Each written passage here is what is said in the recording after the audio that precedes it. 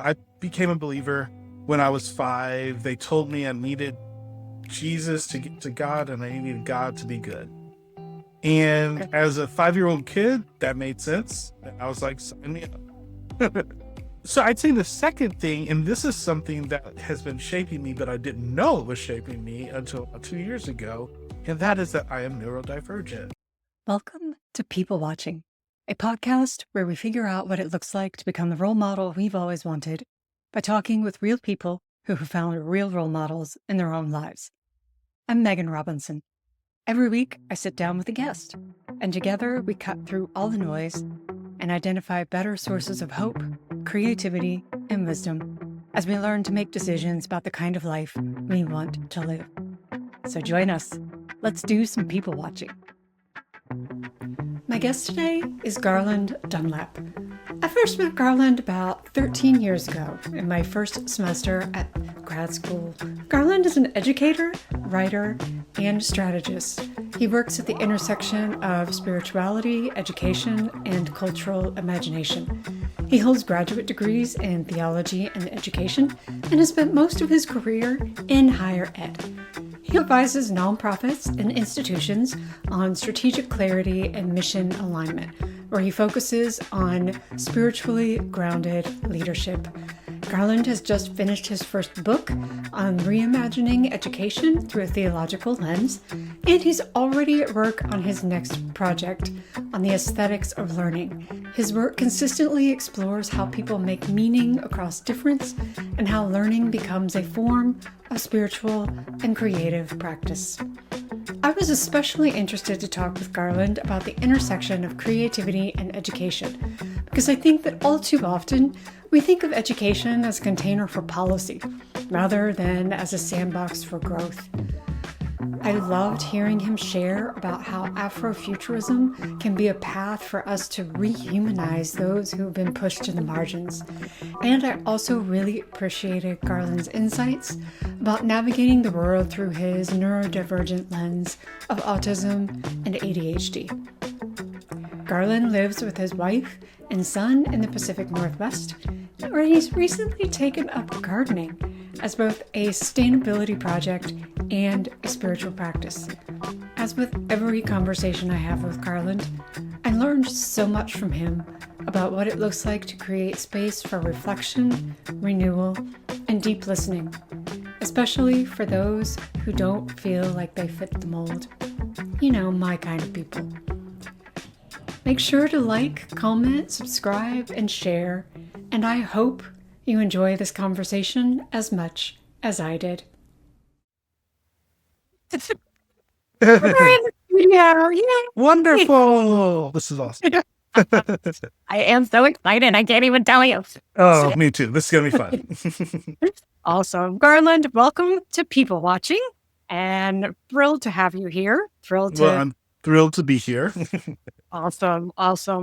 As we get started with our conversation, I always like to have my guest read with my guest the Touchstones. And these, I think, just help shape our conversation, our expectations for each other, and help our listeners know what to expect from us and how we'll move forward.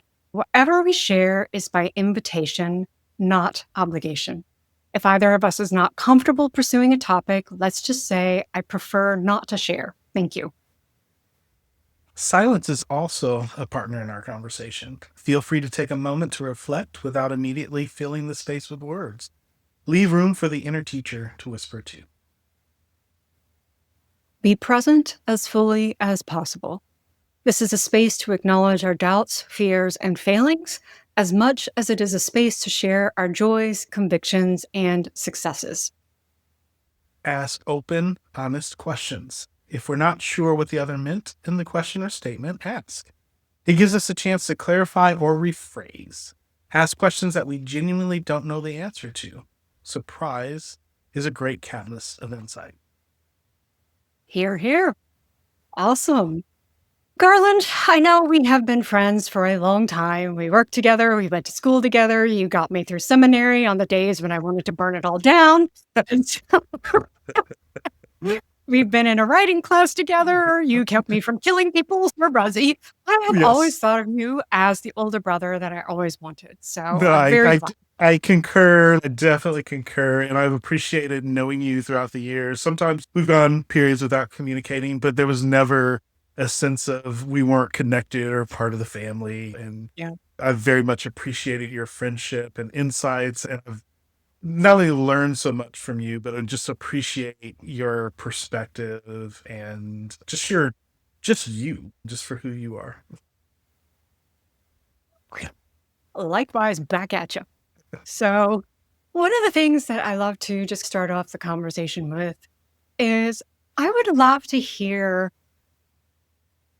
about your life story, but really the things that stand out for you as meaningful and formative on your journey so far that you feel have brought you to who you are today.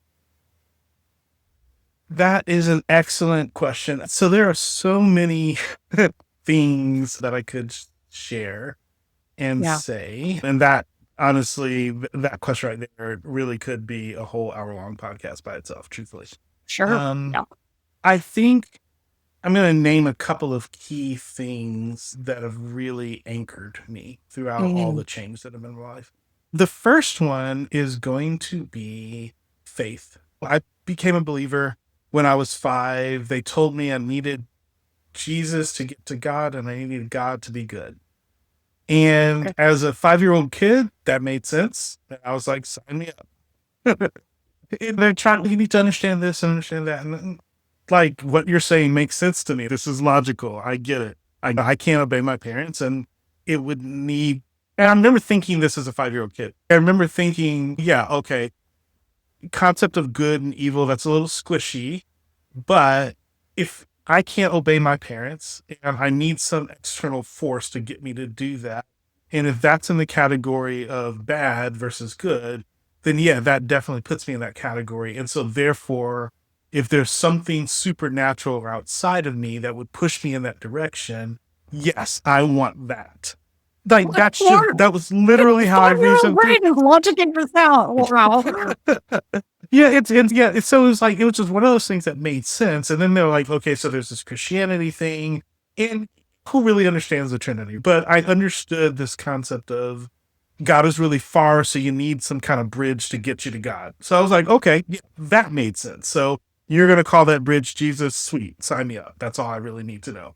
No, later on, I get into all the sophistication, and I'm a proud graduate of Dallas Theological Seminary. You can look at my bookshelf. I got oodles of books. So I guarantee you my theology has grown since.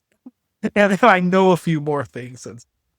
But I think the essence of I'm separated from God and I need some kind of bridge to get to God in being reconciled to God, it's going to change how I move in the world. And that idea and thought has then directed me, shaped me, protected me from everything that happened or didn't happen throughout my life journey. Um, and I can tell you, what's also interesting is I've not really, some people talk about the crisis of faith, and I've not been through that. And I'm not saying you're a bad person if you have, but it's just that was never a question for me. Like the question of whether God existed or not was just never a question. Sure. And I actually did later on, in the second thing I'm going to mention is going to make this statement make sense. Later on in life, I actually spent a year trying to conceptualize. This is around 12 or 13, and literally spent a year trying to conceptualize a version of reality in which God did not exist.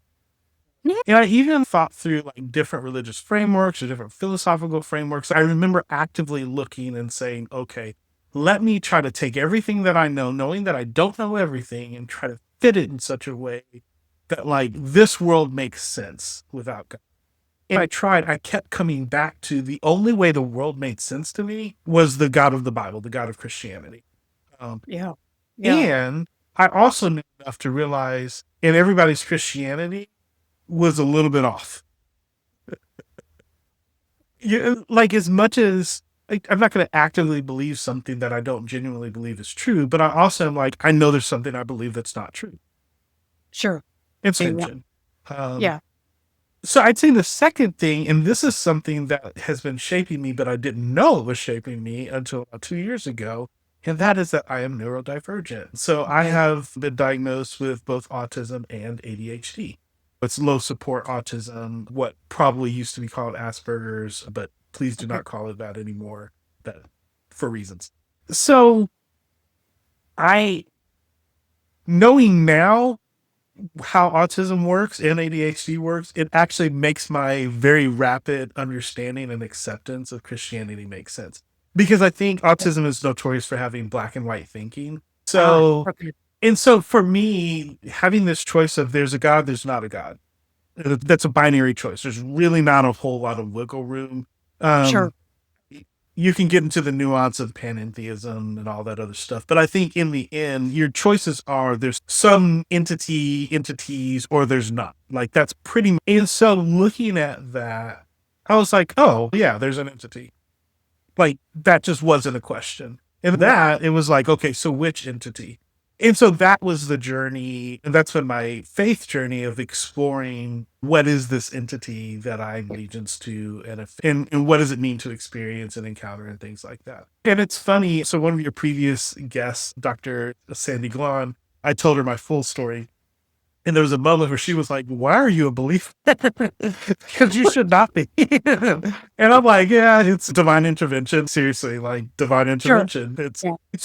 so I think those two things, the faith kind of shaped and sheltered me, but I think my autism and ADHD and that neurodivergence means that I've always lived both as an insider and an outsider at the same time. And it's curious because I've been the only African American, the only Black person in a predominantly white space, the only man in a room full of women, the only Christian in a bunch of non believers, the only pastor and a bunch of lay leaders, the only educated person and people less educated. Like in so many ways, I'm in this liminal transitional space. Man. And in the neurodivergence only further compounded that in a way that I didn't understand until I got this late diagnosis. And then suddenly some experiences that I've been having on my life were like, oh, that makes so much sense now. Yeah, like that. Now I understand why I was reacting that way. Now I understand why I was not successful in that endeavor. Now I understand why that person was reacting that way. Now I understand the misunderstanding we were having. So many things made so much sense. Yeah. I think it's so interesting. I recently listened to an interview podcast that the author John Green did. At one point in the conversation, they were talking about God, the existence of God, because John Green worked for a while as a chaplain at a children's cancer ward. Still a person of faith, but just that kind of was his crisis of faith to watch that. About the existence of God. And he said, honestly, I find that question really boring and it's just a non-question for me. Yeah. And it's just, fine, debate it if you want to. I just don't have anything to say or to add to this. And so I was thinking about that, and I just had this like sigh of relief. Yes, thank you. And it's like you, I was saved at 5 years old. I had nowhere near that logical process. Yeah. Yeah. And so I grew up in church, grew up in a fundamentalist church, and never had a full crisis of faith, but it was just, I don't know how important Christianity is going to be for me. Fair. I studied Buddhism for a while, and there's a lot that I appreciate about that. And of course, I think my crisis has come in more from... My crisis has come more through the structures and the stories of Protestant Christianity in America.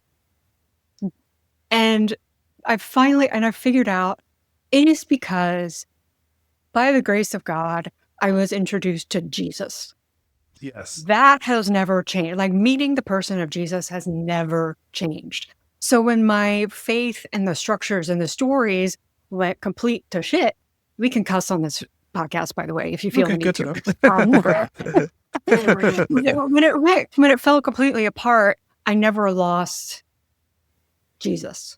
No, I completely understand what you're saying there. I grew up in a dysfunctional family, and my dad was in the pulpit. I later, when he died, I was looking through some of his stuff, and he was licensed for ministry. I did not know this. But it makes sense because he was in the pulpit and he had preached a couple of things like that. Oh, Yeah. yeah, that makes sense.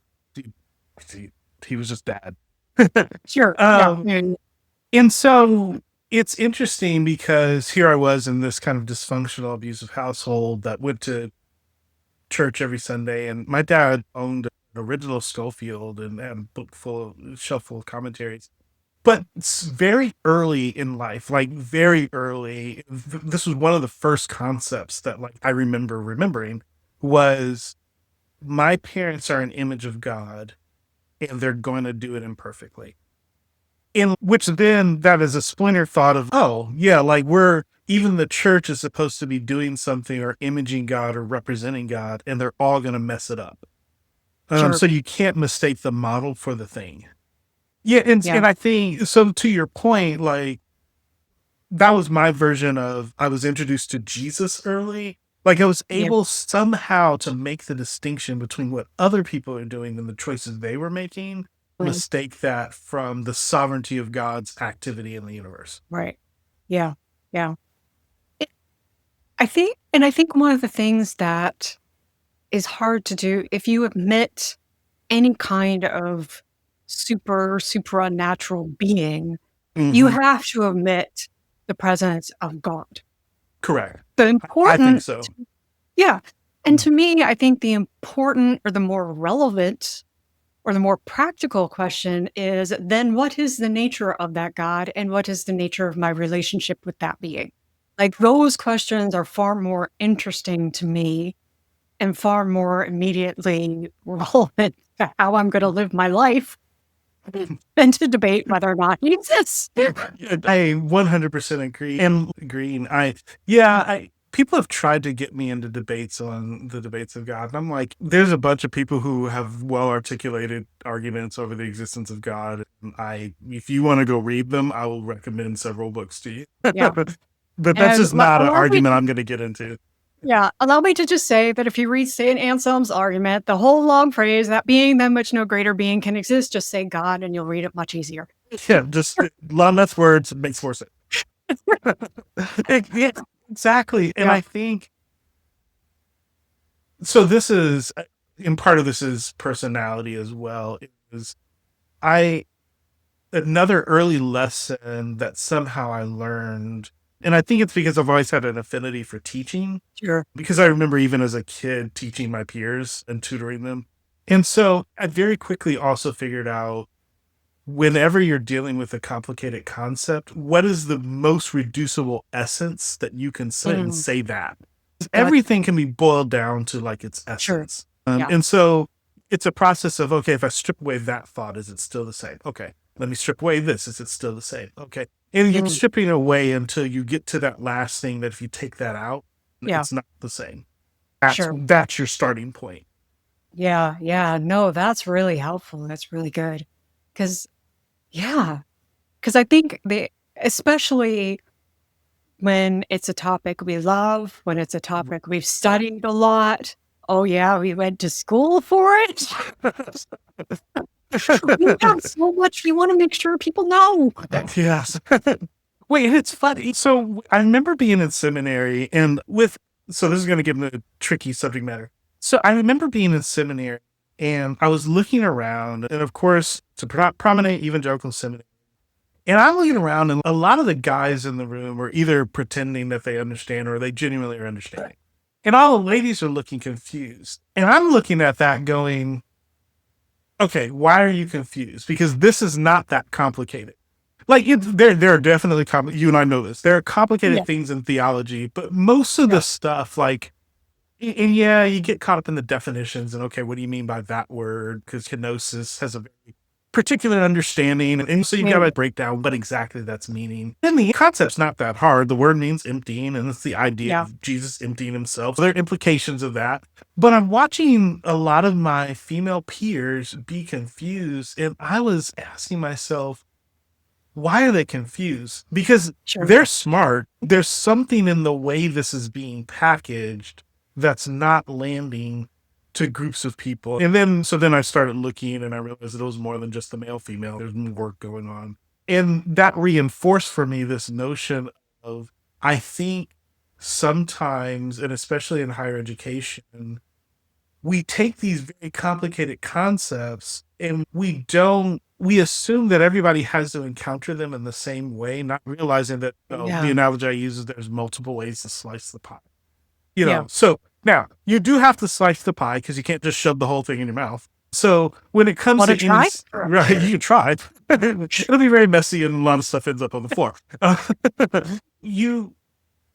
When it comes to any discipline and any subject matter, like at some point you're gonna have to break it down in a way that like people can understand it and understand how the pieces are fitting together.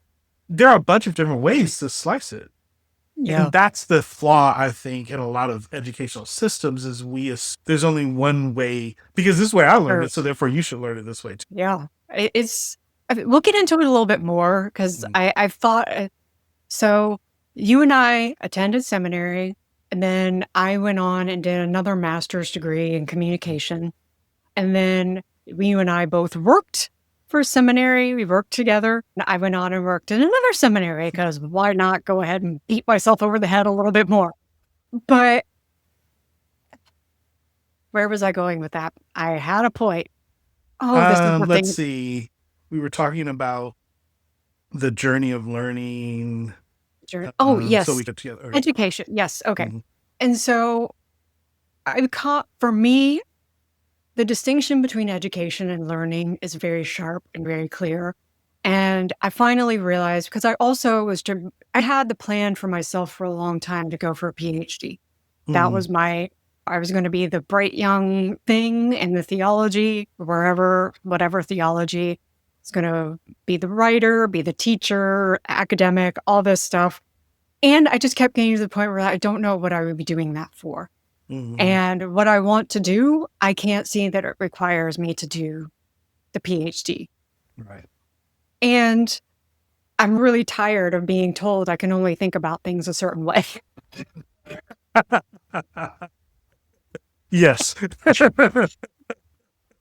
when you get to some of the elite educational institutions that you and I were in, that is the attitude. Yes. And Harry's like, I don't want to do that. No. I don't think so. I can't tell you. I think one time, I think you might have talked me off the ledge this one time. I was in Trinitarian, and that is the class that broke my brain, I tell you. Yeah. Trinitarian. That would be the one. And I was writing about kenosis, oddly enough. And I was like, what? Like emptying. What if it's just like pouring and refilling? What if it's like an endless cascade? Like, why do we have to say that Christ emptied himself? Oh my land. This was on a forum, like a student forum. You would not believe. And here's the irony of that. So they hired a professor who got his PhD in philosophy. And he taught Trinitarianism, and that's exactly how he described it. That's the irony. As he said, it was more of like pouring into a vessel. I told you, people. That's the irony. Oh my gosh. Yeah, you were just sure. It came from a professor, so it's fine. It came from a woman. Clearly, then what do you know? No, isn't that the frustration though in the learning process? Is that, and especially when you're doing peer-to-peer learning, which I do believe in, but the assumption is that people are correct when they're disagreeing with you, and the loudest voices are the most correct. Not true at all. No. They give us a minute and we'll just fix the world. I want to go back to something you said earlier, especially interested in, you described yourself as always being in a liminal space, as always occupying. I don't know if you've read Culture Care by Makoto Fujimura. I've read bits of it. I'm familiar with him, and I love his perspectives. Yes. He has I need to dig back into it, but he has a concept there, like a running theme throughout the book, especially because he's obviously talking about artists, creatives, and he brings up an old word from, I think, Beowulf. It comes from that era, called the Meerstalker, and it essentially means border walker. And so he uses that word and that image to talk about artists as being the ones who are on the outer wilds, like Aragorn and Lord of the Rings. By the way, I did see your Instagram repost of the Oreo, the one cookie to rule them all. Yes. I had to, because Lord of the Ring reference and Oreos, I'm obligated to repost that. I'm sorry. Not sorry. But I think about that a lot, especially because I have often felt like there has been no one in front of me, or there's been no one beside me. And so I'm just out in the wild with a machete, figuring it out. And making a space, and maybe someone will follow. I don't know. But I especially want to hear from your experience what that's been like, obviously being shaped by a lot of different factors. And I would love to know what stands out for you the most about having so consistently occupied that space. Because it's not easy emotionally, mentally, physically, spiritually, all of that. It's not an easy place to be. And I'm just wondering what that's been like for you. Yeah, so let me just acknowledge what I think you're suggesting, and that is that it is a lonely place in the sense of when you are the person on the margins, when you're the person at the edge, or when you're the person who's cutting the field and there's nobody gone before you, you're by yourself. And what's even worse is, and I've heard this analogy talked about in terms of leadership, when you're the person out in front, because people can't see what they call you crazy. Yeah.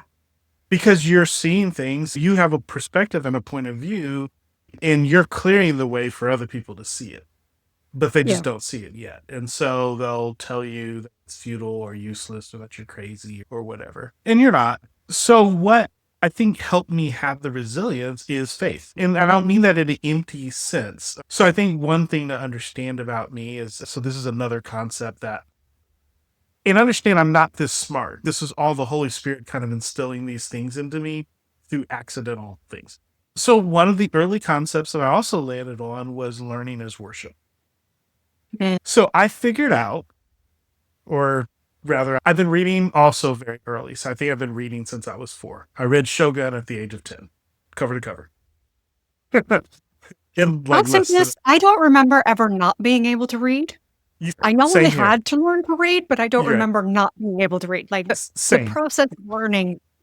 Yeah, just all I remember is being able to open up books and like I knew the words. Yes. And it wasn't like, probably like you, like at some point I know I learned phonetics. I just don't remember learning phonetics because I can phonetically look through words. But most of the time, and because I read so much, I will open up a book and I'm like, yeah, all of these words are familiar. Or that I didn't, like people say, keep a dictionary with you and then you can look up the word and then you'll know what it means. And I'm like, I never had to do that because I did so much reading and I had enough context that I always knew what the words meant. So learning with that in mind, because I was a reader, I was constantly reading everything. I was pulling the books off my dad's shelf and reading them. And so I remember understanding that, if God created the world, then there's something in the world that is telling me who he is. So study the world, then I'm learning who God is. Or I'm learning as an act of worship. I'm learning in order to understand God. And that built in the resilience to chase after things that other people thought were useless or didn't make any sense. I'm like, it's an act of worship, so I'm not doing this for you anyway. Yeah. Are you familiar with the concept of the holy fool? I am not, but the context is, I'm like, probably accurate. Yeah. You see it a lot in Russian literature. Like, it appears across time and culture. Like, it's not unique. I think, like, the most familiar, the easiest one to reach for is Russian literature. So some of the sounds very Russian as a concept. the prince, one of the princes, and in Dostoevsky, one of the characters in Dostoevsky, one of the characters in Brothers Karamazov, they almost seem simple, Yes. Okay. Yes. but it's not Yeah. because they're ignorant or naive. It's because they've distilled down to the essence of what's important and what they need to focus on. And everything else is just extraneous or Yeah, just not yeah, useful. yeah. And you have in Sufi, I think, in Sufi mysticism, have this. It occurs throughout history and culture, so it's not Yeah. unusual. But it's really that. What's the scripture that says, "He who thinks himself wise is a fool"? It's a clip of that. It's recognizing that genuine wisdom looks very foolish because it doesn't emphasize security, it doesn't emphasize stability, doesn't emphasize conformity. And this is a biblical concept that I think some people also miss. So there's this concept throughout the Psalms, there's this delight yourself in the Lord. Now, a lot of times it's talking about the law, but this concept of delighting yourself, of finding joy and meaning and purpose and thrill and fun in the discovery of understanding who God is and throwing yourself into that in almost a sensual way, for lack of, I'm sure there's another word. I think we miss the joy that comes Yeah, from understanding who God is, or rather, we don't talk about it. sure, sure. And that frustrates me because it should be in the system of education. And I love that you distinguish between education and learning because there is a difference. And actually, I'd say there's a difference between schooling, education, and learning. Those are describing three different Fair. things. Yeah, And I think sometimes we de-emphasize the joy and the delight of learning. It's actually why I've been looking at, and there's not a lot of writing in this field, but the aesthetics of education, yes, which is a concept that I barely understand and barely even exists as a sure. concept. Yeah, Because not something people have thought. yeah. I hope you're enjoying the conversation so far. As you can probably tell from the vibe of this podcast, we become ourselves in community. And that's not just the community that we can see and feel right now, but it's also the community across time, around the world, and across different cultures. That's why I've collected resources by hopeful, creative, and wise people, and I'd love to share it with you. I'll put a link in the description box below so you can get my favorite resources for your personal formation.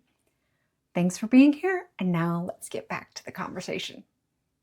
So I want to ask you, there are a couple of books, authors that I want to ask you about, but I would love to hear, since we're on this education learning topic thread, you are coming out with a book. Yes. And it is on education. It's And called Just Desserts, a Theological Recipe for Education. There's my plug. and you're also doing aesthetics of learning, the aesthetics of education.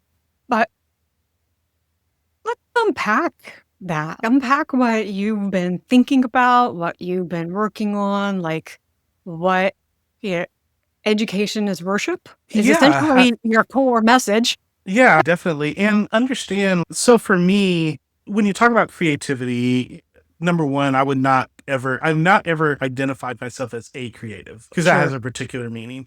I would say that I am creative, and that is usually connected to ideas. And so my hyper focus, my special interest is learning. I've always been fascinated at how ideas come together and then how they move from person to person, what happens when that happens, which I would describe that whole process as education. That's how I would describe it. There's probably a more technical definition, but I would say that process of those ideas coming together and then moving from person to person and being shaped and formed, and that process is education. And that occurs in many forms, which could include schooling, but also includes many other. There you go.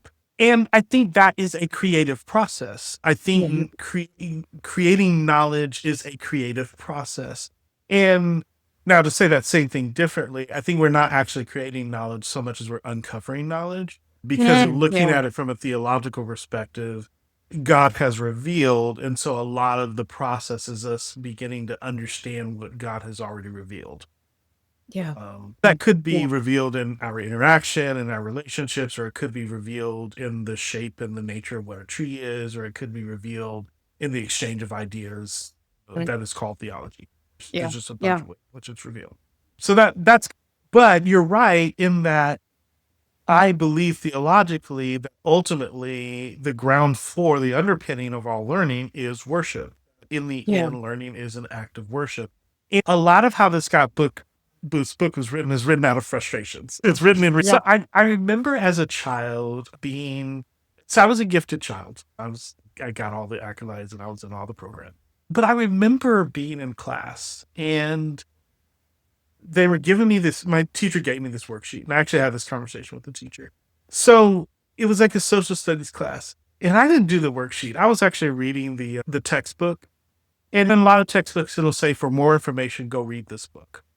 So after class was over, I went to the library and I read the book, and then I read another book, and then I read another book, and then I came back to class, and then I talked about all the stuff that I learned in the book. I didn't do the worksheet. I didn't turn it in. And I talked to my teacher, and I was like, I don't understand why I'm doing this worksheet. You know that I know this material. I know that I know this material. That's not arrogance. We're both on the same page. Do I know this? But I actually know more than what this is requiring. We're both understand this. Yeah. And as further proof of that, when you give me the test, I got a 98 on the test. When you gave me the quiz, I got a 95 on the quiz. So it is firmly established that I know I am demonstrating that I mastered the knowledge to the level that you want me to. Why not worksheet? This is not helpful to me. No. This is a waste of my time. Many areas where that was just true, and a lot of what happens in schools, I just need to put in a grade in the grade book. We're just doing this because this is the process. Right. So it's not because it's been thought out. So frustration number one. Then I remember being a teacher, so I taught high school for a year, and I'm teaching science, and we're doing one-step equation, 2x plus y, or 2x plus 6 equals 11. What is x? That sort of thing. Okay. Yeah. And so in science, you have some formulas that follow that same format. Force equals mass over acceleration, or force time, whatever. So it's just 3 variables, 2 of them, you figure out the third. Like very simple algebraic stuff, not that complicated. Making me break out in hives talking about equations, man. But I remember, I distinctly remember them. Mr. Charbonnet was the math teacher. So they were coming from Mr. Charbonnet's class, learning that same stuff, walking into my class, and they're like, we don't know how to do this. And I'm like, I've talked to Mr. Charbonnet. I know you know how to do this because he and I talked about this. So I don't understand. And I'm not blaming the students. Sure. But there's something in the system where the students aren't making the connection of this thing that I did in 4th period. When I walk into 5th period is the same thing. There's something about that. And I'm like, that's not the student thing. That's a systemic thing. There's something in the way that we're communicating this, creating this disjointed idea. And on top of that, so then I'm starting to talk to my fellow teachers, and I'm like, okay, this seems messed up. Here's what I'm observing. This system is broken. And everybody's like, yes, the system is broken. So we going to do anything about this? And what I discovered is a lot of the people setting the policy have never set foot in the classroom. Sure. So I'm like, I can either sit in this classroom for 15 or 20 years and somehow earn the credibility to speak on this, and be frustrated for 20 years, or I can go and get a degree and get involved in the theoretical conversation. So that's what I chose. And that's actually what got me to seminary. Now, intuitively, I also figured out, I don't know, and not that smart, this is just all intuition and direction of the Holy Spirit. Somehow I knew for some reason I needed theology, and I didn't understand why, but I just knew I needed to go get theology. What I figured out when I was writing this book is theology is a discipline where you question belief and presupposition. And those were the tools I needed in order to write this book. Sure. Yeah. And that's why it's a theological recipe for education. So that's all preamble for, and now I'm going to give you the quick and dirty on the book. So basically, I looked historically at education. How did we come to be doing what we're doing? And a little bit of philosophy, but I was much more interested in the practice of education. How did it work? So I just walked through the history of education and how it worked. And what I discovered is there's just some things and ideas that are baked into how we understand education. Because in our In the what education system, specifically? Like in the sure. what? So our Yeah. education system is actually based on Greek and Roman society, Okay. which presupposes a class-based system. So there's an educated ruling class, and then there's a slave Mm. class that works with their hands. If you rule, then you learn the liberal arts. That is the arts, the skills that free people use to govern society. And that's what art meant in that context, is it's just skills that you learn if you're going to be a ruler, a free person.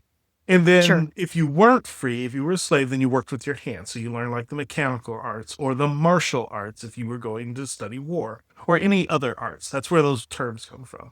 So realizing that's baked into how we think about education and realizing that essentially what we did is we took the liberal arts and that idea and then we imported it into monastic schools and then cathedral schools to study the Bible. And then that Yeah. became the liberal arts and the classics. And that's the engine that's running in the background of how we think about Okay. education and schooling. Okay. Um, Okay.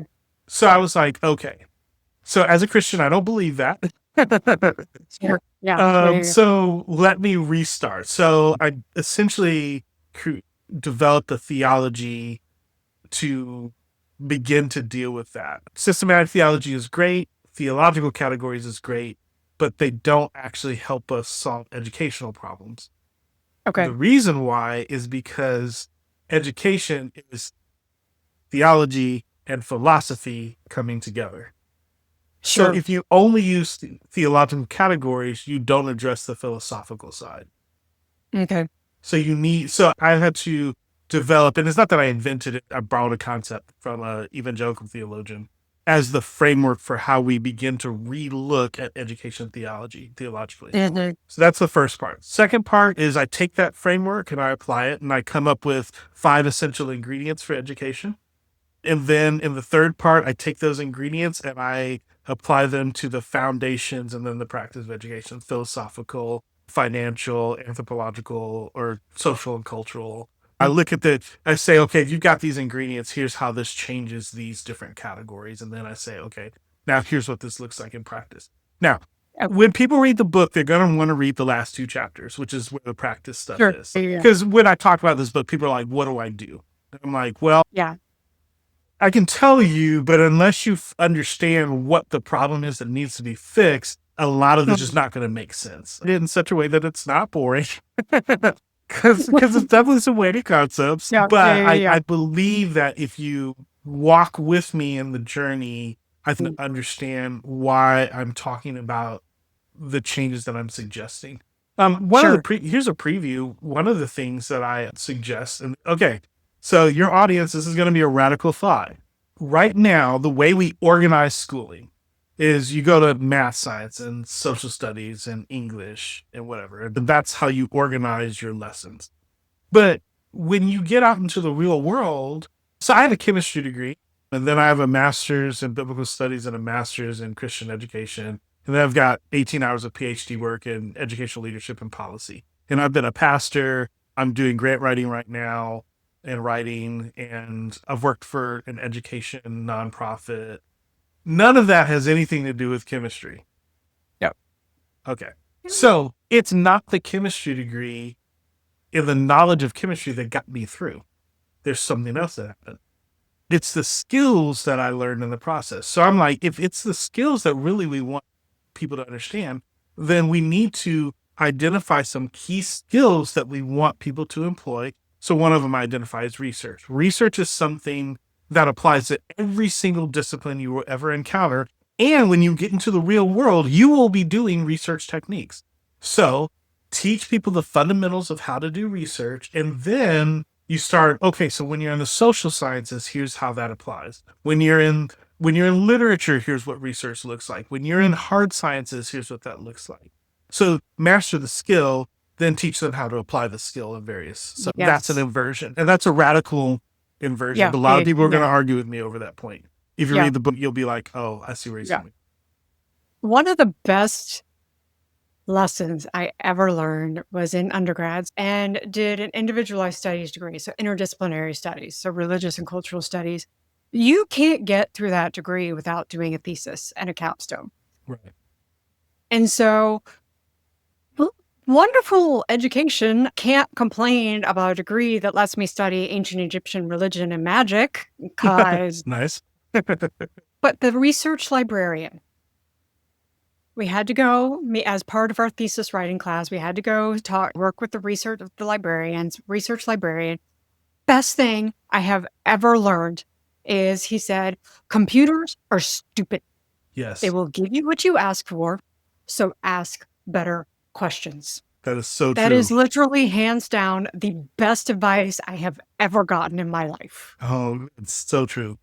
It's so true, but it's so true. Learning how to ask. When I got to seminary, it was very interesting because there's a cadre of people who are like, I want to be challenged. Give me rigor.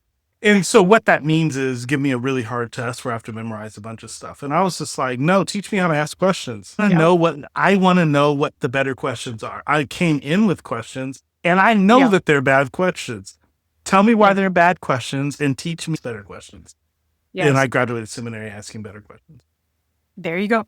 I was talking with one of my cousins a while ago, and he was just expressing the frustration with the research papers they had to write. And it was like, do this and you do this and you do this. And I don't understand, what was the point of that? I just regurgitated the same 5 points that everybody else did. And I said, so what that tells me is they did not teach you what the purpose of research is for. Right. And what they did not help you understand is that as you research, the point of it is to make new knowledge or to uncover new knowledge and make different connections. So to be able to say, if I am arguing X when everyone else is arguing Y, let me explain to you why I think X is the better way. And he was like, oh. It's kind of like, well, yeah, but it was just like reframing the point of what he had previously seen as just this utterly stupid waste of his time. Right. Because it was just the same. This might as well have popped out a template and everybody else plugged in their answers. Yeah. And unfortunately, I will say there is some teaching where that's exactly what they tell you to do. Repeat back to me what I told. That is the goal. Yeah. Which I think does shortchange the process. I, as a teacher, even though I was in the sciences, so this is harder, but I was always, you are welcome to disagree with me. And definitely when I teach Bible, I said that. I was like, you are welcome to disagree with me. You just have to make a better argument than me. And I'll actually help you if it has merit, or if I'll help you think through like how to structure your argument while I'm disagreeing with you. Because I think that's good practice. That's people who I don't necessarily agree with them, but I think they've got a good idea, and I think they're having a good discussion and a conversation partner with them. Yeah. Yeah. Have you read or have you encountered Freddie DeBoer's The Cult of Smart? Yes. Yes, I have encountered. Yes. I appreciated that one. I think it's an interesting argument that no one wants to admit, but I think that there's a lot of merit to it. And but it's also tied to the question of what is education for? What is the formal education system for? It's not tied to worship. Right. So here's where we stray towards politics. I do think a lot of education is designed to enforce and create the society that exists. Yes. Yep. It's not. So it's very interesting when you look at the sociological data. What you find is people talk about education as a pathway to the middle class or whatever for social elevation. But when you actually look at the data, it's not true. If you actually look at the numbers, that's not what happens. And I was asking myself, why would that be? And then I thought about that more, and I said, if education is designed essentially to maintain the structure that exists, then it will never give you a conceptual pathway out of whatever path you're currently on. Take some other measure in order for you to envision and then enact a plan outside of whatever it is that you're in. So if you're lower class, you can get all the education. Let me say this and then I'll back. If you're lower class, the education itself is not designed to help you move into the middle class. what's going to have to happen is you're going to have to internally create some vision for yourself and then figure out how to reconfigure what you've learned in order on a different pathway. Yeah. Yeah. So that's not me saying that education is useless. And look, I am overeducated and I have more degrees than I will ever use. So I believe in education and I believe in education. Yeah. I'm saying, I think in terms of how we currently structure and think about education, it does stifle creativity. It doesn't really for new ideas, truly new ideas, or rather definitely gives a narrow understanding of how to go about getting to those new ideas. Yeah. There, that's probably Yeah. a better way to say Yeah. it. And I think that's the thing that I found myself towards the end of my tenure working in theological education. So we both worked in administrative. You were academic advising. I was student services at Dallas Seminary. Then I moved to another seminary, admissions and recruiting. And then I moved into like strategic initiatives, which everyone was like, what does that do? I said, around and we try to figure out how to make money. Basically. How do we bring in money? And then I moved into executive director role, which was basically just more trying to figure out how to make money. But in that role, it was one of the things that I had to do was to think about non-credit bearing learning. Yes. And that was where I realized, oh, hey, I love thinking about this. I love thinking about how do you connect people and ideas. And I especially love because I am a big fan of the Duke Ellington song, It Don't Mean a Thing If It Ain't Got That Swing with it, once you make that connection. So I discovered that I love this, but what I discovered was I want to cultivate an attitude and a posture and a practice of learning. And you don't necessarily have to do that within formal education. Correct. And But as how much do you as get that? no, it's as much as I'm a proponent of formal education, and I really am, I'm also like, in the end, what is the learning that is best suited for what you want to do and how you want to go about doing it? Yeah. So people will ask me all the time of, hey, you've been to seminary. I think I should go to seminary. And I'm like, maybe. Because they're a lot cheaper and quite frankly, spiritually more enriching ways to do it. Seminary can be a very deadening place. Quiet as it's kept, and not quiet because I don't mind telling people this. When I graduated seminary, I couldn't read my Bible for a year. I couldn't. Because I just couldn't turn my brain off in order to receive it. And there's particular reasons why, and we can have a long conversation about philosophy of education, and I can explain to you exactly what the issue was. But what I also found out is it's very common. I told that story to somebody who was graduating. He was like, that's exactly what I'm going through. And so I was like, let me explain to you why. And here's why. And here's what you need to do to get back there so that you can read your Bible. One of the things with the part-time job that I have is looking at all different kinds, scripture readings, devotional interpretation, article, all kinds of stuff. And one of the things that has been such an unexpected blessing for me is encountering the text in a way that hasn't been a club or a cudgel. Yes.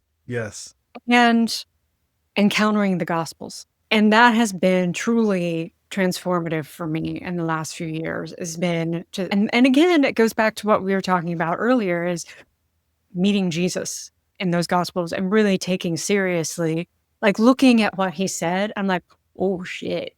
If I took seriously what he said, that this is going to change a lot for me. Like, I suspect you and I both, I've said goodbye to American evangelicalism. You gave me a lot of good things. I will honor your service. Thank you. And moving on. But I think you and I both acknowledge the dysfunctions and the harms of it, while also knowing that it gave us a lot. Right. And it is capable of a lot and a lot more. Yes. And I haven't quite left yet. One of my friends asked me, he was like, why haven't you left? Because you really should. And I'm like, I can't. Not yet. Because I still have hope. And you're right. There's so much that evangelicalism can and does bring to the conversation. But I think, as with all man-made systems, it left some key things out that I think are preventing it from walking away from its worst impulses at the moment. Sure. And I think, And I think yeah, when I think about the people who grew up, I have talked to enough, especially younger people now, recognizing that everyone's story is unique, like your experience is yours. I can also pretty much predict the beats, the Mm. story. If they grew up in evangelicalism and they're not Mhm. believers or whatever.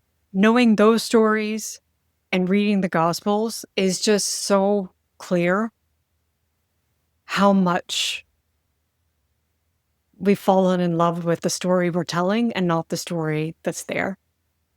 Yes. And it's so easy it doesn't take much for us to No. shift just a little before we're, Yeah. uh, Something you mentioned earlier, I'm trying to figure out which way I want to go. Let's go this way. fair. We'll go that way. Then we can go the other next. Yeah. Something you mentioned earlier, you were saying how statistics show that education is not, if you're lower classes, education is not the path to the middle class, that it is sold, Mhm. The way that it does become a path to the middle class is some sort of internal vision, internal initiative, some sort of intrinsic motivation that helps you make the connections, change your practice, find a new path, all of that. The mere stalker in some Mhm. respects. Mhm. This is a show about people watching role models. Here is a thesis that I've been tossing around, and I'm asking all of my guests, think about this with me, challenge it, pull it apart. But in relation to what you were talking about, that idea of the intrinsic motivation and moving yourself off one path and onto another. So my thesis is this: role models are those who show us what to love and how to love it.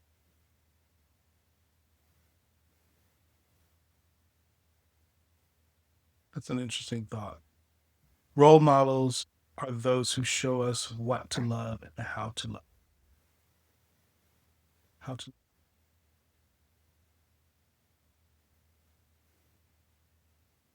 So, like any good Sunday school trained boy, I always say, okay, Jesus. Because Jesus is always the answer. So, if I say Jesus showed us what to love and how to love it, that's valid. I think if there's any hesitation, so I'm going to affirm the thought. I like the thought. I think as I chew on the thought and the flavor come into my mouth, I think what I am considering is, to stick with the metaphor, I think the bitter note that I'm tasting is the one that suggests that you can only love the things the role model loves. And that's the part that gives me a little bit of hesitation. Because I think when I'm looking at how Jesus loves, on the one hand, you could read Jesus and you could say that there's very specific people that he's loving, which Sure. then gives me permission to not love the people who are not included in how I define that. Sure. And I think my reading of Jesus and his disciples would suggest we love all people, but all people ain't us. So here's an extension of that thought. They go to Jesus, they're like, Jesus, summarize the law for us. Love God, love your neighbor. Cool. Okay, that's the law. And everybody always stops there. But the one command, so Jesus only adds one command as he's walking out the door. And he says, I leave you with one command, love one another. Why is it that's the only command he gives, that's the only mark of a disciple, and that he had to make some distinction between loving your neighbor and loving one another? Like, why are those two different things? Because that tells me those are two different categories. If he had to say that, and given the cost of paper given all of the things that the disciples could write, and yet they chose to write that particular thing down and explicitly say it was a new command, tells me, no, those are categorically two different thoughts. Your neighbor and one another are two different things. Now, they're also an extension of the love God. So I do believe some people like to hierarchy. The most important command is love God and love your neighbor. And the way I'm reading Jesus is he's saying, no, these two commands are equally important. You can't love God without loving your neighbor, but you can't love your neighbor without God. That's the one. Yeah. And so therefore, if he's adding this new command, love one another, it seems to fit in that same Trinitarian command structure. Now, all of that to say, I have no idea. So I don't know what that means. You're just saying. Yeah, Big I'm is true. observing. Yeah, exactly. No, so I'm thinking about what you're saying. I'm tasting that bitter note of someone who would hear that and say, this gives me the right to love some people and not others. And I'm looking at the commands of Jesus and I'm like, nope, can't go there because there are hard limits there. So I like the idea. I think it's solid. And those are my reflexive reactions. Sure. Yeah. No, and that's helpful because I see a lot, just over the last year or so, as I've been thinking about this, of course, and suddenly your filter for what pops out shifts. And I see people saying, oh, we have no good role models anymore. Who would read? Nobody, there's a role model crisis, blah, blah, blah, blah. And like, we have role models. We just don't like the ones we have. I agree with you. And so what do we do about that? So what's the crisis? How did we get this? What do we do about it? But if we don't like the ones we have, then how do we change it? And yeah. It also means, and that's why I'm like, they show us what to love, which means we have to look at ultimates. We have to look at what the end of human life is, what the purpose of human life is. And so we have to say, there's some sort of moral framework that undergirds this, that helps us decide that's someone worth paying attention to, and that's not. Yes. No, I agree. And I think there's an instinctive, again, I'm a Christian, so I think there's an instinctive spirit-led thing that pulls us in a direction naturally. That would be my explanation. But I'm also thinking about why did my brain go there in terms of the thought that I had? And I think the answer is, and to just borrow from another, is I think we're rapidly moving into a judges era kind of situation of everyone did right in their own eyes. Sure. And when you're in a situation like, and honestly, I think it's the natural move in postmodernism. But I think the downside of postmodernism is it naturally moves you in a direction where you begin to define right in your own eyes. Yeah. Sure. I think it's an inevitable direction. Yeah. I am way too systematic and orderly to not abide by systems. But I'm also, so it goes back to the phrase I said earlier, which is the model is not the thing.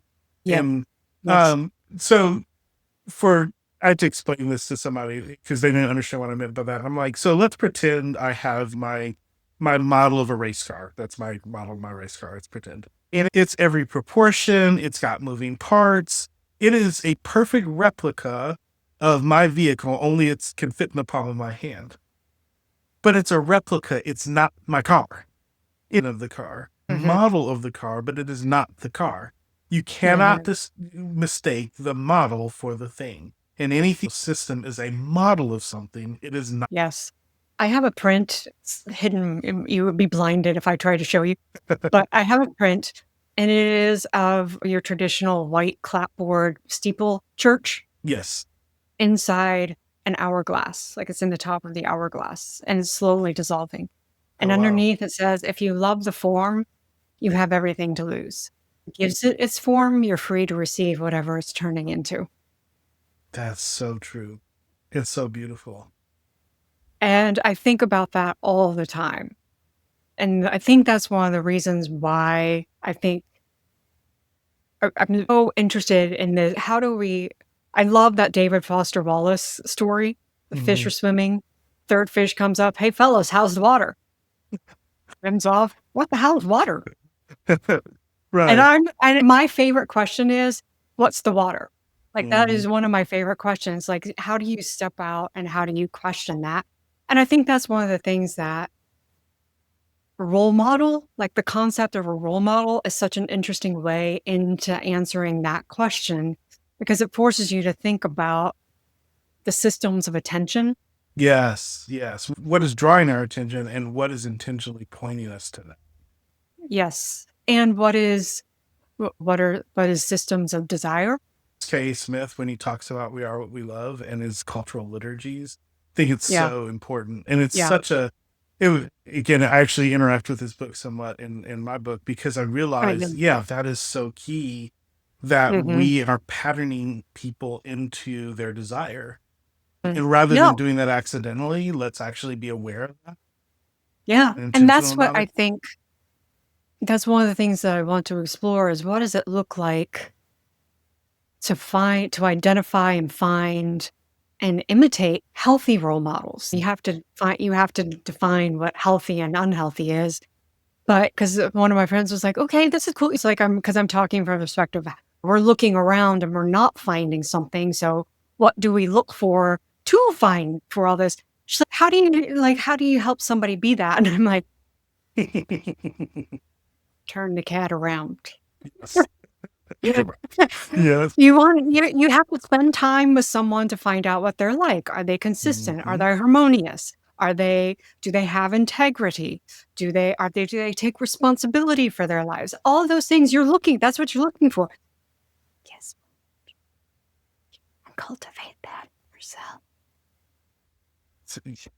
So it's funny, and that's exactly right. I think that's what people don't realize.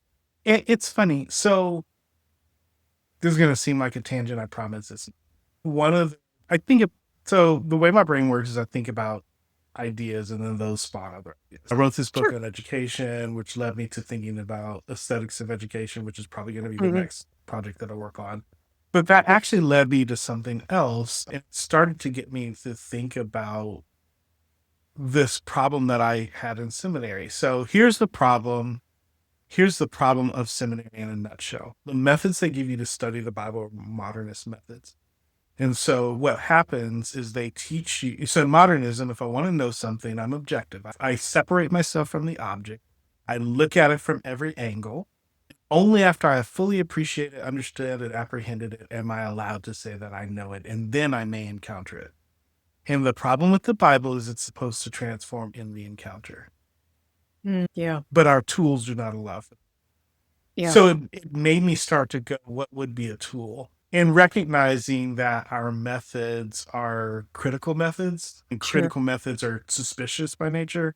And postmodernism is equally suspicious, but just in a different way. I Yeah. was like, okay, postmodernism and modernism and positivism are not the method. So then I went back to Polanyi, who talks about a post-critical method. So post-critical, which leads me to this. So when I was thinking about that post-critical method, what it allows for is allows for the examination that modernism gives, but it also entreats us to encounter into how that encounter transforms us and whether we want to continue moving in that transformation. And that's what Okay. you're describing. Is when you're looking at role models, the temptation is to divorce ourselves from the role model, look at them as an object, and look at every aspect of their life, and then make a determination as to whether they're worthy of being a role model. And what Jesus did is he put on flesh and he dwelt among us. And Oh. and he encountered people and they were Yeah. transformed. In that encounter, they made decisions. And I think role models should be the same way. That in some sense we should encounter them and then decide, am I becoming a better or worse person in the encounter? Yeah. Yeah. And I think so the role model is tied to my larger project of personal formation. Okay.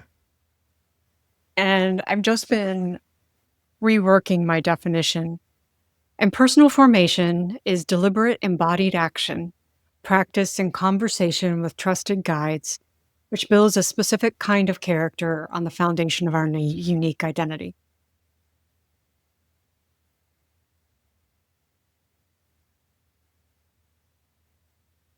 Does your identity have to be unique or are there shared identities that could also?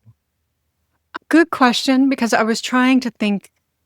I tend to default to the individual when I'm conceptualizing, Yeah. and not necessarily to the communal. So Right. I was defaulting to the idea that, like, we have a specific character, we are unique people, but there are kinds of characters that we can cultivate. And to be clear, I'm not saying that's a good or a bad thing. Sure, yeah, American idea. sure, I'm yeah. thinking of cultures that would resist that notion that you are capable of having an individual. That And does doesn't mean it they're in right. It doesn't mean wrong. I was just thinking about that of like, I think there's yeah, people who would yeah, think, and there's definitely people who understand their individual idea in the context of a family identity, a yeah, identity. I'm yeah. as people who are from China have family names that go back 5,000 years. Phew. Yeah, we're lucky if we go back 5 years. I think when I'm carrying a name that's 5,000 years old, when I'm honoring ancestors that go back Yeah, centuries, mhm, it changes the notion of what individual identity means. sure, Yeah. So yeah, it's not to say, and again, I want to be very clear. I like the definition, but I think that was I'm like, does it have to be yeah, individual? yeah.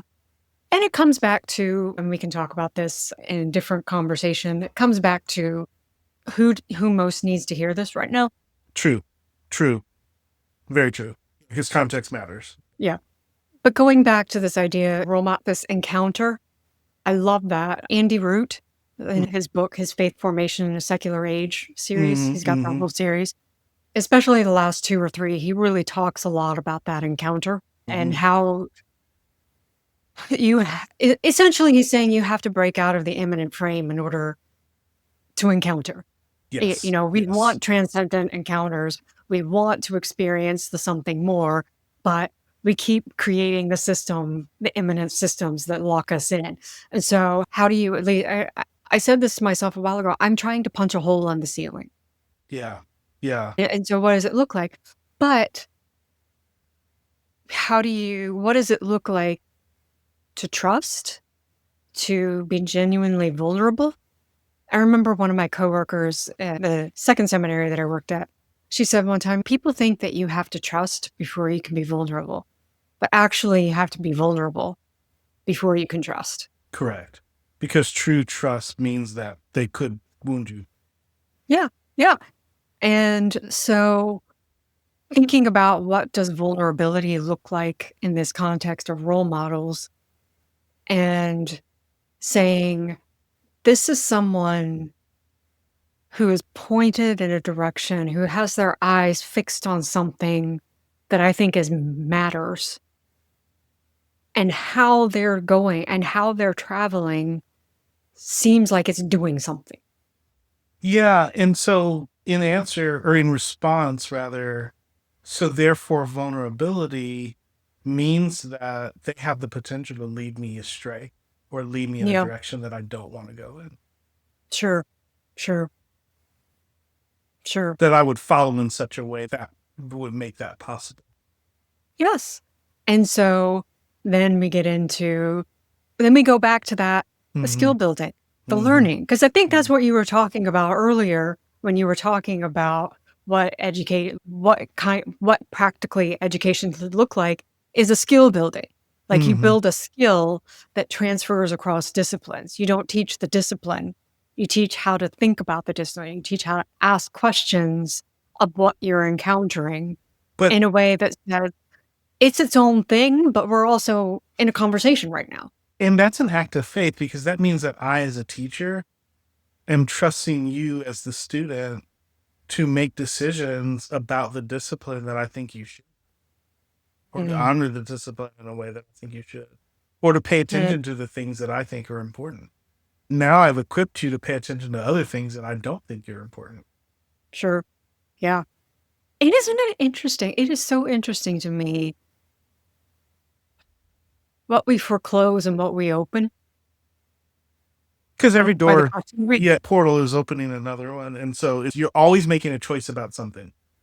and the phrases that we use, the vocabulary that we use, the questions that we ask, It opens some options, it closes others.